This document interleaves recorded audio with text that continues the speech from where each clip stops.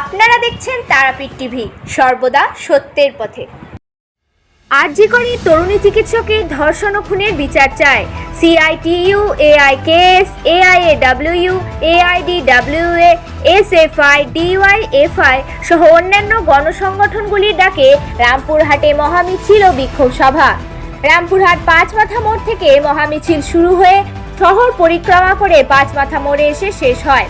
মিছিলে নেতৃত্ব দেন সঞ্জীব বর্মন, সঞ্জীব মল্লিক, অমিতাভ সিং, কেনিজ রবিউল ফতেমা, জান্নাতুল মির্জা। মহামিছিল শেষে রামপুরহাট পাঁচমাথা মোড়ে বিক্ষোভ সভায় গণসংগঠনগুলির পক্ষ থেকে বক্তব্য রাখেন শ্রমিক নেতা অমিতাভ সিং। আমার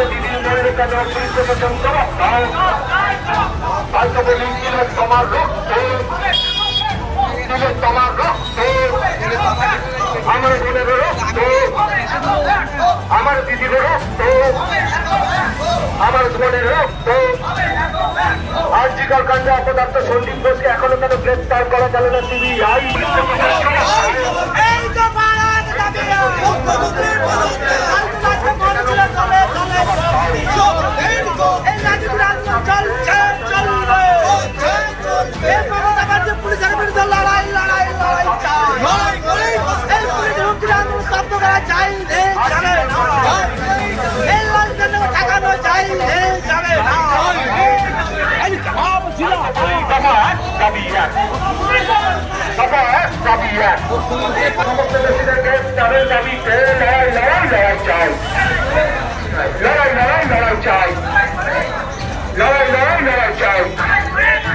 আরজিকর কাণ্ডে সমস্ত দোষীদের অভিযোগ।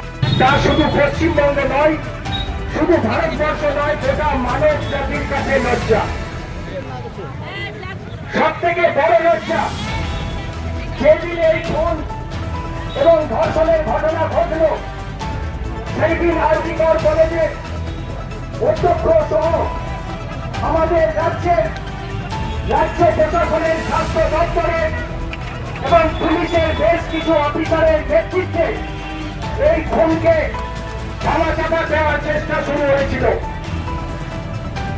আত্মহত্যা বলে চালিয়ে দেওয়ার চক্রান্ত শুরু হয়েছিল। কিন্তু আমরা সবাই দেখেছি যে সেই দিন আমাদের রাজ্যের প্রাক্তন মুখ্যমন্ত্রী বুদ্ধদেব ভট্টাচার্যের এনআরএস কলেজে দেহদানের পরে সেই খবর আমাদের ছাত্র যুব আন্দোলনের নেতা নেত্রীদের কাছে আসে এবং কংগ্রেস মীনাক্ষী মুখার্জির নেতৃত্বে আরজিকর কলেজের সামনে সেই রাজকে রেকর্ড করে নিয়ে যাওয়ার যে চক্রান্ত, সেই চক্রান্ত আটকে দেওয়া হয়, সেই দাসের গাড়িকে আটকে দেওয়া হয়।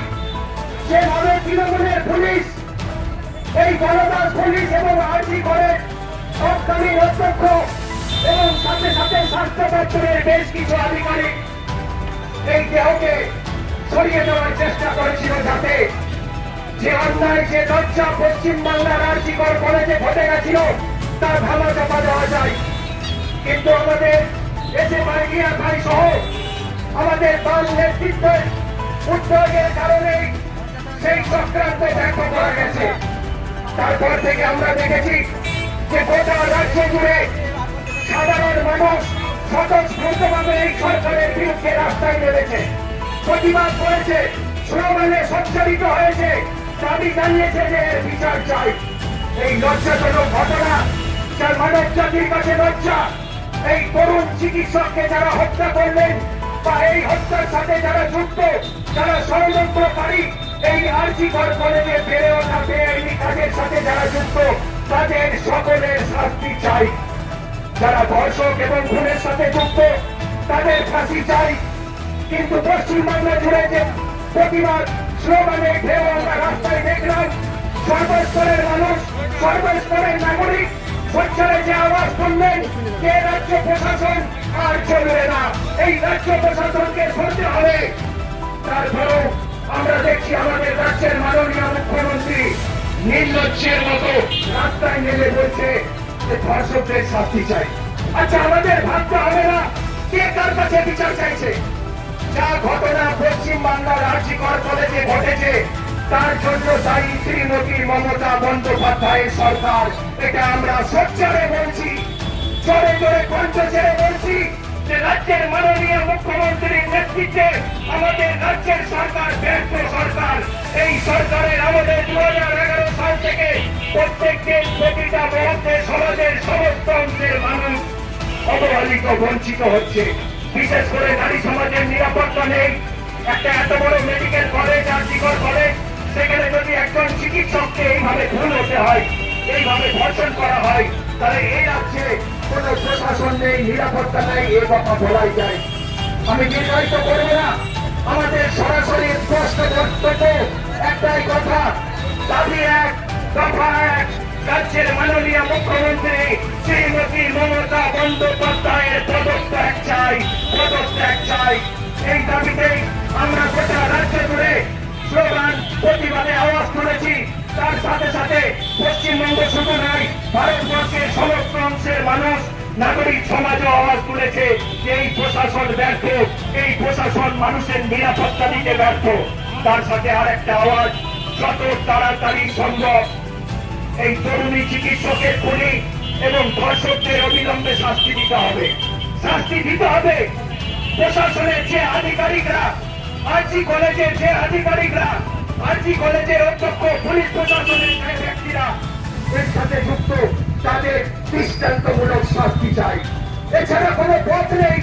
আমরা সিবিআই এর কাছেও আবেদন করেছি, বলেছি, দাবি জানিয়েছি যে যত তাড়াতাড়ি সম্ভব নিরপেক্ষ তদন্ত করে দোষীদের শাস্তি দিন। এই কাজে কোনো অবহেলা করা যাবে না। আমি দীর্ঘায়িত করছি না। শেষ করার আগে একটাই কথা, আরজি কলেজের বুকে যে নরকীয় ঘটনা, মানব জাতির লজ্জা, সেই ঘটনার উপযুক্ত বিচার না হলে আমাদের রাজ্যের মাননীয় মুখ্যমন্ত্রী শ্রীমতী মমতা বন্দ্যোপাধ্যায় জেনে রাখুন, এর বিচার না হলে সিবিআইকে আনন্দ দেখিয়ে আপনার লাভ হবে না।